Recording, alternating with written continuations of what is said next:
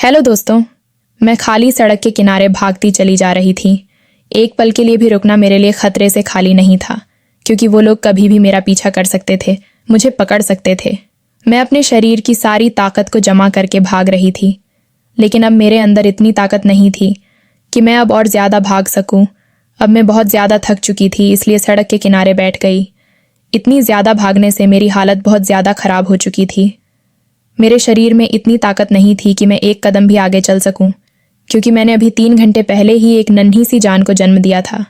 कमजोरी के कारण मुझे चक्कर आने लगे थे, लेकिन मुझे अपनी नन्ही सी जान को, अपनी प्यारी सी बेटी को उन दरिंदों से बचाना था, इसलिए मैं अस्पताल से भाग आई थी। आम हालात में तो यह सोचना नामुमकिन था, लेकिन जिन हालातों से मैं गुजर रही थी उसमें मुझे यह सब करना ही पड़ा। मेरा नाम कविता है और मैं एक अनाथ लड़की हूँ। मेरे चाचा और चाची ने मुझे पाल पोस कर बड़ा किया। चाचा तो मुझे प्यार करते थे, लेकिन चाची के लिए मैं सिर्फ बोझ थी। पूरा दिन काम करवाती थी और फिर सबके खाना खाने के बाद बचा खुचा खाना मुझे देती थी। मेरी चचेरी बहन सुनीता के मंगेतर ने जब सुनीता से मगनी तोड़कर और मुझसे शादी करने की बात रखी, तो चाची से सर पर आसमान गिर पड़ा तो गुस्से से फट पड़ी। मेरी जिंदगी तो वैसे ही तकलीफों से भरी थी। सुनीता के मंगेतर ने मेरी जिंदगी में और ज्यादा कांटे बो दिए। चाची ने मुझे बालों से घसीटते हुए एक कमरे में बंद कर दिया था और पूरा दिन खाने को कुछ भी नहीं दिया था। चाचा मुझसे प्यार तो करते थे, लेकिन वह बूढ़े हो चुके थे और चाची के सामने उनकी कुछ नहीं चलती थी। अगले दिन चाची ने मुझे बाहर निकाला, एक जोड़ा कपड़ा मेरी तरफ फेंका और मुझसे कहा, इसे पहनकर तैयार हो जाओ, आज तुम्हारी शादी है। मैं हक्का बक्का सी चाची का मुंह देख रही थी। दूसरे शहर में चाची की एक सहेली रहती थी। उनके बेटे से चाची ने मेरी शादी करवा दी। मैं चाची के टुकड़ों पर पलने वाली, मेरे अंदर इतनी हिम्मत और ना ही मेरी इतनी औकात थी कि मैं चाची से सवाल कर सकूं कि जिसके साथ मेरी शादी हो रही है वह कैसा है। इसलिए चुपचाप उनके फैसले के आगे सर झुका दिया। मैं चाचा के गले मिलकर बहुत रोई थी।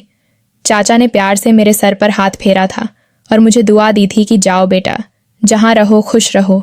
मैं अमित की दुल्हन बनकर अमित के घर आ गई। मुझे लगा मेरे पति अमित के रूप में मुझे एक बड़ा सहारा मिल गया है। मेरी जिंदगी में जो मेरे माँ बाप के प्यार की कमी थी वह अमित पूरी करेंगे। लेकिन मुझे क्या पता था कि ये रिश्ता मेरे लिए जलते हुए अंगारों से कम नहीं होगा। अमित के घर में बहुत सारे लोग थे। अमित अपने घर में सबसे बड़े थे, अमित से छोटे उनके 6 बहन भाई और थे 3 बहनें और 3 भाई। अमित सबसे बड़े थे और मैं सोच रही थी कि मैं इस घर की बड़ी बहू बनकर आई हूँ, लेकिन यह मेरी गलत फहमी थी। मैं तो इस घर में नौकरानी बनाकर लाई गई थी। शादी की पहली रात अमित ने मेरे हाथों को अपने हाथों में थामते हुए मुझसे वादा किया था कि मैं तुम्हें दुनिया की सारी खुशियां दूंगा, तुम पर कभी कोई आंच नहीं आने दूंगा। वह पूरी रात अपनी बेपनाह मोहब्बत मुझ पर लुटाते रहे थे। अमित की बेपनाह मोहब्बत देखकर मुझे लगा था कि जैसे मेरे दिल की बंजर जमीन पर ठंडी ठंडी फुहार पड़ रही हो। लेकिन यह खुशी भी मुझे ज्यादा देर के लिए नसीब नहीं हुई। इस बार भी मैं खाली दामन ही रह गई। खुशियां इस बार भी मेरे पास आते जाते रह गई थी। मुझे समझ आ गया था कि मेरी आजमाइशों का दौर अभी खत्म नहीं हुआ। मुझे मेरी औकात अगले ही दिन समझ आ गई थी, जब सुबह सुबह मेरी सास ने मेरे कमरे का दरवाजा जोर जोर से खटखटाया था। दरवाजा खोलते ही वो मुझ पर बरस पड़ी थी और मैं हक्का बक्का सी उनका मुंह देख रही थी। लगातार चीख कर बोलते ही चले जा रही थी। उनके शब्दों की आग मेरे पूरे शरीर को झुलसा रही थी। वह चीख चीख कर कह रही थी, मैं तुझे यहाँ अय्याशी करने के लिए नहीं लाई हूँ। तुझ अनाथ को खाली हाथ में इसलिए लेकर आई हूँ ताकि तू मेरे पूरे घर का काम संभाले बिना जबान हिलाए मेरे हर हुक्म को माने। तुझे इस घर में मैं एक नौकरानी की हैसियत से लाई हूँ। बहुरानी बनने की कोशिश मत कर। 8 बजने वाले हैं और तू महारानी की तरह अब तक सो रही है। तेरी चाची ने तो यह कहकर तुझे हमारे गले से बांध दिया कि तू बहुत ही मेहनती है, सारा काम बिना किसी छू छाएं के कर लेती है, लेकिन तेरी आसार देखकर तो नहीं लगता। मैं आंसू पीती हुई कमरे से बाहर निकली। मेरी चाची ने जानबूझकर मुझे इस दलदल में धकेला था। जैसे ही मैं कमरे से बाहर निकली, मेरी बड़ी ननद कहने लगी, मेरे भाई को अपनी अदाओं के जाल में फंसने की कोशिश मत करना। मेरा भाई सिर्फ मेरी माँ की सुनता है और किसी की नहीं। तुम इस घर में नौकरानी बनकर आई हो तो नौकरानी बनकर ही रहना। कोई भी ऐसा काम मत करना जिसकी वजह से तुम्हें धक्के देकर बाहर निकाला जाए। अपनी ननद की बात सुनकर मेरे रोंगटे खड़े हो गए वह सीधे साफ शब्दों में मुझे धमका रही थी कि रहना है तो हमारी नौकरानी बनकर रहो, नहीं तो फिर उसी नरक में चली जाओ जहां से निकल कर आई थी। मैं चुपचाप वहां से किचन में चली आई। मेरी आंखों के कटोरे भीग चुके थे। मैं जल्दी जल्दी सबके लिए नाश्ता बनाने लगी। थोड़ी देर में अमित उठकर आए। उन्होंने मुझे यह काम करते देखा, लेकिन कुछ नहीं बोले। मेरा दिल कटकर रह गया। मैं समझ गई कि मेरी पूरी जिंदगी ऐसे ही ताने सुन सुन के और दूसरों की गुलामी में गुजर जाएगी। लेकिन पता नहीं क्यों, जब से अमित को देखा तो मैंने अपने दिल में एक उम्मीद पाल ली थी कि मुझे एक मजबूत सहारा मिल गया है। लेकिन जब यह उम्मीद टूटे तो मैं खुद को संभाल नहीं पाई। मैं टुकड़े टुकड़े हो गई थी। मेरी बड़ी ननद ने ठीक कहा था कि अमित अपनी माँ की हर बात पर आंख बंद करके विश्वास करता है। अमित अपनी माँ की हर सच्ची झूठी बात पर आंखें बंद करके विश्वास कर लेता था। मेरी सास मेरी ना की हुई भी गलतियां अमित को गिनाती और अमित मुझे सबके सामने ही बेइज्जत कर देते। शुरू शुरू में मैंने अपनी सफाई देने की कोशिश की, लेकिन अमित को मेरी बात सुनना ही नहीं था। वह तो बस अपनी माँ की सुनते थे। फिर मैंने भी बोलना छोड़ दिया। सुबह से लेकर शाम तक मैं पागलों की तरह काम करती और जब रात होती तो अमित अपना प्यार लुटाने के लिए तैयार बैठे होते थे। लेकिन उस समय मुझे अमित का प्यार एकदम बिना मतलब लगता था। मेरा ठंडा रवैया देखकर अमित भी करवट लेकर सो जाते थे। जिंदगी ने मुझे बहुत बड़ी मात दी थी। धीरे धीरे दिन यूं ही गुजर रहे थे कि तभी मेरी जिंदगी में एक ठंडी हवा का झोंका आया जो मुझे अंदर तक सुकून दे गया। काफ़ी दिनों से मेरी तबीयत खराब थी, लेकिन मेरी सास मुझे डॉक्टर के पास लेकर नहीं जा रही थी। और जब एक दिन मैं घर के काम करते करते अचानक बुरी तरह चकरा कर गिर गई तो मजबूरी में मेरी सास को मुझे डॉक्टर के पास लेकर जाना ही पड़ा। डॉक्टर ने मेरा चेकअप किया और बताया कि मैं उम्मीद से हूँ। इस खबर ने मेरे अंदर एक नई जान फूंक दी। मैं खुशी से पागल हो रही थी। मैं दिल ही दिल में सोच रही थी कि यह खुशखबरी अमित को सुनाऊंगी तो वह कितना खुश होंगे। लेकिन मेरी खुशी मिट्टी में मिल गई जब मेरी सास ने कहा कि उन्हें बेटा चाहिए। अगर बेटी हुई तो आगे जो कुछ भी होगा उसकी जिम्मेदार मैं खुद होगी। अपनी सास की बात सुनकर मेरा दिल दहल गया था। लड़का या लड़की देना तो भगवान की मर्जी है, इसमें मैं क्या कर सकती थी। लेकिन मैं इतना ज़रूर जानती थी कि क्या मेरी सास को लड़का चाहिए तो अगर मेरी लड़की हुई तो मेरी सास उसे नुकसान ज़रूर पहुंचाएंगी। मेरी सास ने मेरी ज़िंदगी की सबसे बड़ी खुशी को दुख में बदल दिया। मैं दिन रात इसी चिंता में डूबी रहती कि अगर लड़की हो गई तो क्या होगा। मैंने कई बार अमित से इस बारे में बात करना चाहा तो अमित ने मुझे टाल दिया। कहने लगे जो होगा देखा जाएगा, तुम अभी से इस फिक्र में क्यों घुली जा रही हो। तुम भगवान से प्रार्थना किया करो कि वह तुम्हें बेटा ही दे दे। कभी कभी अमित पर मुझे हैरत होती थी कि वह पढ़े लिखे होने के बावजूद भी सही और गलत में फ़र्क क्यों नहीं कर पाते हैं। अमित को अच्छी तरह मालूम था कि इस घर में मेरे साथ क्या क्या होता है, मेरे ऊपर क्या क्या जुल्म ढाए जाते हैं और उनकी माँ का सलूक मेरे साथ कैसा है। लेकिन उन्होंने मेरी तरफ से एक भी शब्द अपनी माँ को नहीं बोला था। वक्त धीरे धीरे गुजरता जा रहा था और मेरे 6 महीने गुजर चुके थे और ये 6 महीने मैंने रो रो कर काटे थे। मैं रो रो कर अपने भगवान से दुआएं मांगती, है भगवान, जब मेरी बेटी होगी तो ये लोग उसके साथ क्या सलूक करेंगे, क्योंकि मेरा दिल गवाही देता था कि मुझे बेटी ही होगी। लेकिन मैंने अपने दिल में पक्का फैसला कर लिया था कि अगर भगवान ने मुझे बेटी भी दिया तो मैं उसे लेकर कहीं दूर चली जाऊंगी। मुझे अमित से तो कोई उम्मीद ही नहीं थी, क्योंकि अमित तो अपनी माँ की हर बात पर सर झुका देते और उनकी माँ को तो बेटा चाहिए था।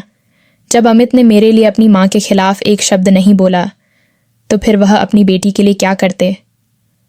मेरे 9 महीने पूरे होने वाले थे, लेकिन मैं अभी भी पूरे घर का काम करती थी। सुबह से लेकर रात तक पूरे घर का काम करती थककर चूर हो जाती थी। खाने पीने का भी कोई ख़ास इंतज़ाम नहीं था। जो कुछ मिल गया वही खा लिया। कभी खाने का मन नहीं किया तो ऐसे ही सो गई। कोई आदर करने वाला था नहीं कि उठो खाना खा लो। अमित को कभी कभी अपनी नौकरी के काम से दूसरे शहर जाना पड़ता था और उन्हें वहाँ कई कई दिन लग जाते थे। ऐसे ही हमारा अमित अपने काम से बाहर गए हुए थे कि तभी मुझे लेबर पेन शुरू हो गया। मैंने अपनी सास को बताया तो कहने लगी, पहले जो मैले कपड़े पड़े हैं इन्हें धो ले, फिर बाद में तुझे डॉक्टर के पास ले चलती हूँ। मैं हैरत से अपनी सास को देख रही थी कि कोई इतना पत्थर दिल कैसे हो सकता है। मैंने जैसे तैसे करके कपड़े धोए, फिर जाकर मेरी सास मुझे हॉस्पिटल लेकर गई, जहाँ कुछ ही देर में मैंने एक खूबसूरत सी बच्ची को जन्म दिया। जब नर्स ने मुझे बताया कि तुमने एक बच्ची को जन्म दिया है तो मैं बहुत ज़्यादा डर गई। मैं उस नर्स के हाथ जोड़ने लगी कि प्लीज़ मेरे घर वालों को अभी कुछ मत बताना। नर्स हैरत से मुझे देखने लगी, कहने लगी ऐसा क्यों? मैंने उसे सारी बातें बता दी। मैंने उससे कहा कि मुझे यहाँ से भगा दो, नहीं तो वो लोग मेरी बच्ची को मार देंगे। वो नर्स रहम दिल थी। उसने मुझे एक चादर दी और मेरी बच्ची को एक कंबल में लपेटकर मेरी गोद में देकर कहा, तुम पिछले दरवाजे से निकल जाओ, तुम्हारे पास आधा घंटा है, मैं उन लोगों को संभाल लूंगी। मैंने उस नर्स का शुक्रिया अदा किया और लेबर रूम के पिछले दरवाजे से भाग गई। भागते भागते मैं सड़क पर आ गई थी। भागते भागते मैं इतना ज़्यादा थक चुकी थी कि सड़क के किनारे बैठ गई कि तभी एक गाड़ी वहां आकर रुकी और उसमें से एक बूढ़ा आदमी और एक बूढ़ी औरत निकले। वह मेरे पास आए, कहने लगे, बेटी तुम यहाँ ऐसे क्यों बैठी हो? तुम्हें कुछ चाहिए क्या? मैंने उनसे कहा, हाँ, मुझे एक छत चाहिए जहाँ मैं इज्जत से अपनी बेटी के साथ रह सकूं। मैं अपनी नाजुक सी कली को सीने से लगाए रो रही थी और उन लोगों को मेरे ऊपर तरस आ गया। मेरी हालत ऐसी नहीं थी कि वह लोग मुझसे और ज़्यादा सवाल जवाब करते। मुझसे कहने लगे, बेटी हमारे साथ हमारे घर चलो, हम अपने घर में अकेले रहते हैं। हम तुम्हें और तुम्हारी बच्ची को अपने साथ रखने के लिए तैयार हैं, जहाँ तुम इज्जत से अपनी ज़िंदगी जी सकती हो। मेरे लिए वो लोग बिल्कुल अनजान थे, लेकिन मैं सड़क पर यूं ही कब तक बैठी रहती। मैं चुपचाप बिना कुछ सोचे समझे गाड़ी में आकर बैठ गई। वो लोग मुझे अपने घर ले गए। घर क्या था, एक आलीशान महल था। दोनों लोग अपने घर में अकेले रहते थे। नौकरों की कमी नहीं थी। उन्होंने मुझे और मेरी बेटी को एक अलग से कमरा रहने के लिए दे दिया और मुझसे कहा कि बेटा तुम हमें माँ और बाबूजी कह सकती हो, क्योंकि हम औलाद को तरसते रहते हैं। हमारा एक ही बेटा है जो विदेश में रहता है, जो कभी कभी ही हमसे मिलने आता है। माँ बाबूजी ने ही मेरी बेटी का नाम सोनी रखा था, क्योंकि मेरी बेटी बहुत सुंदर थी, एकदम गोल मटोल से गोरी चिट्टी। मैं बहुत ही सुकून से माँ बाबूजी के साथ रह रही थी। वो लोग मेरी बेटी को बहुत प्यार करते थे, पूरा पूरा दिन अपनी गोद में खिलाते। मैंने उन्हें बता रखा था कि मेरे पति की मौत हो चुकी है और मेरे ससुराल वाले अच्छे लोग नहीं हैं।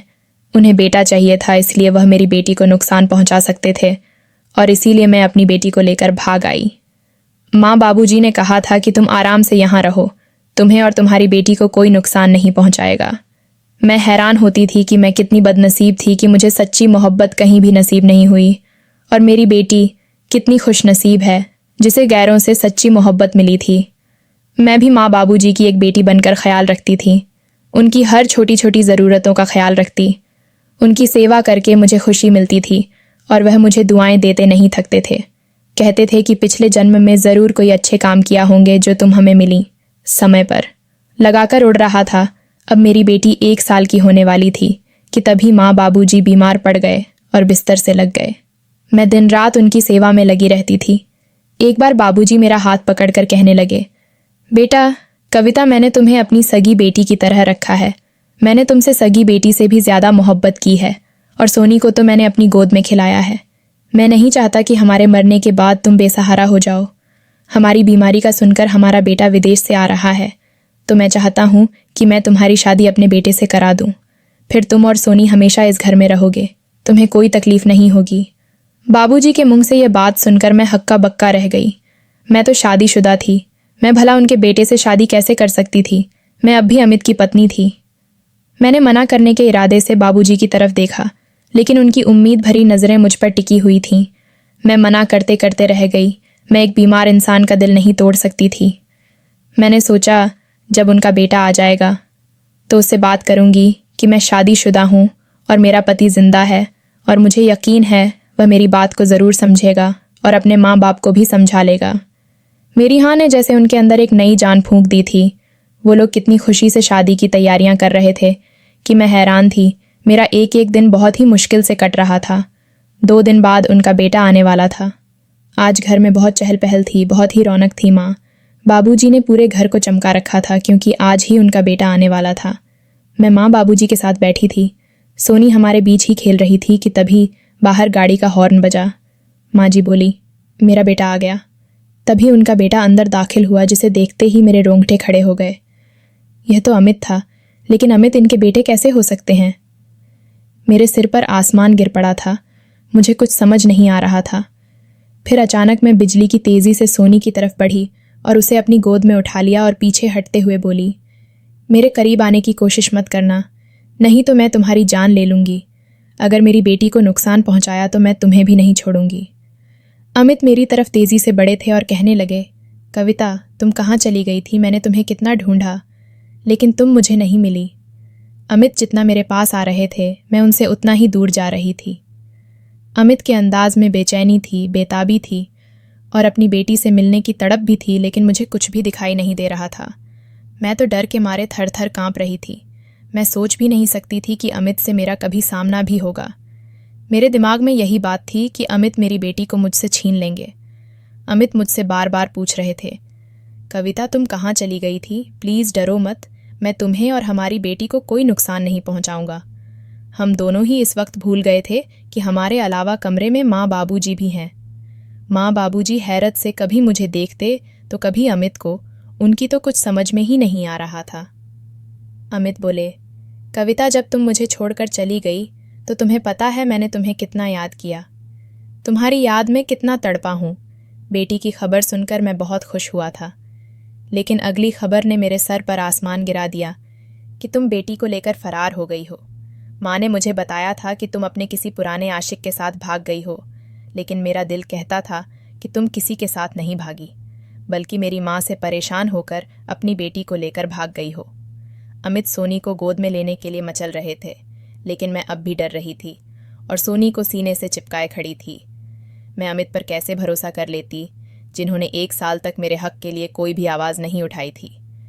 फिर कैसे भरोसा कर लेती कि आज उनकी मोहब्बत अपनी बेटी के लिए जाग चुकी है। वह तो अपनी माँ की हाँ में हाँ मिलाने वाले बेटे थे, और उनकी माँ को तो बेटा चाहिए था ना। बाबूजी हैरत से यह सब कुछ देख रहे थे और हमसे बार बार पूछ रहे थे कि बेटा यह सब क्या है, क्योंकि उनकी नज़र में तो मैं विधवा थी और मैं भी यह जानना चाहती थी कि अमित उनके बेटे कैसे हो गए। अब बाबूजी जी ने सोनी को मेरी गोद से ले लिया था और अपनी गोद में बिठा लिया था। फिर धीरे धीरे सारी गांठें खुलती चली गई। अमित माँ बाबूजी के ही बेटे थे। बचपन में ही उनके चाचा ने उन्हें गोद ले लिया था, क्योंकि उनके चाचा की कोई औलाद नहीं थी, लेकिन भगवान की मर्जी अमित को गोद लेते ही उनके घर बच्चों की लाइन लग गई। उनके घर 6 बच्चों ने जन्म लिया, 3 लड़के और 3 लड़कियां। अमित का एक बड़ा भाई था, इसका नाम प्रकाश था। वह माँ बाबूजी के साथ रहता था, लेकिन एक रोड एक्सीडेंट में प्रकाश की मौत हो गई। माँ बाबूजी अब बिल्कुल अकेले हो गए थे। उन्होंने अपने भाई से कहा कि अब अमित को मुझे दे दो, तुम्हारे घर तो भगवान की कृपा से 6 बच्चे हैं। लेकिन अमित की चाची एक लालची औरत थी। उनकी नज़र बाबूजी के पैसों पर थी। वह अमित के जरिए बाबूजी के पैसे ऐंठती रहती थी। इसलिए उन्होंने अमित को कभी माँ बाबूजी के पास नहीं आने दिया और उसे अपने काबू में करके रखा। चाची उसे हमेशा इमोशनली ब्लैकमेल करती थीं और वह माँ बाबूजी के पास आते और खूब सारे पैसे लेकर जाते थे। अमित चाची से बहुत प्यार करता था, क्योंकि उसने बचपन से चाची को ही अपनी माँ के रूप में देखा था, इसलिए उनकी सारी बातें खुशी खुशी मान लेता था। एक बार चाची बाबूजी के पास आई और कहने लगी, अमित की पढ़ाई के लिए एक मोटी रकम की ज़रूरत है। बेटे की पढ़ाई का सुनकर बाबूजी ने भी एक मोटी रकम चाची को दे दी थी, लेकिन चाची ने उस रकम को अपने खर्चे में ले लिया और अमित को वैसे ही छोटे मोटे स्कूल में पढ़ाई कराती रही। माँ बाबूजी यही समझते थे कि उनका बेटा विदेश में सेटल है, वहीं पढ़ाई की है, वहीं नौकरी करता है, लेकिन उनका बेटा तो यही कोई छोटी मोटी सी नौकरी करता था। अमित ने भी अपने माँ बाप को यह बात नहीं बताई थी कि उन्हें दुख होगा। वो कभी कभी साल 2 साल में अपने माँ बाप से मिलने आता था और वह यही दिखावा करता कि वह विदेश से आया है। इस वक्त भी अमित चाची के घर से ही अपने माँ बाप से मिलने आया था, लेकिन मुझे और अपनी बच्ची को देखकर अपने जज्बात पर काबू नहीं पा सका और इसीलिए सारा भेद खुल गया। अमित ने बताया कि जब तुम बच्ची को लेकर हॉस्पिटल से भाग गई थी तो उस दिन रात को मैं बहुत रोया था। मैं तो अपनी बच्ची की शक्ल भी नहीं देख पाया था। बाद में मुझे एहसास हुआ कि तुम्हारे साथ कितना जुल्म हुआ है और मैं कितना गलत था कि तुम्हारा पक्ष भी नहीं ले पाया। मैं तुम्हारे साथ 1 साल रहा और उस 1 साल में मुझे तुमसे शायद मोहब्बत हो गई थी, जो मुझे बाद में जाकर पता चला कि मैं तुम्हारे बिना नहीं रह सकता। मैं तुम्हारे और अपनी बच्ची के लिए बहुत तड़पता था कि काश कहीं से तुम दोनों मिल जाओ तो तुमसे अपने गुनाहों की माफ़ी मांग लूँ। माँ बाबूजी ने मुझे सीने से लगा लिया, कहने लगे, हम तो तुम्हें अपनी बहू बनाना चाहते थे, लेकिन तुम तो पहले से ही हमारी बहू थी। उन्होंने सोनी को भी खूब प्यार किया।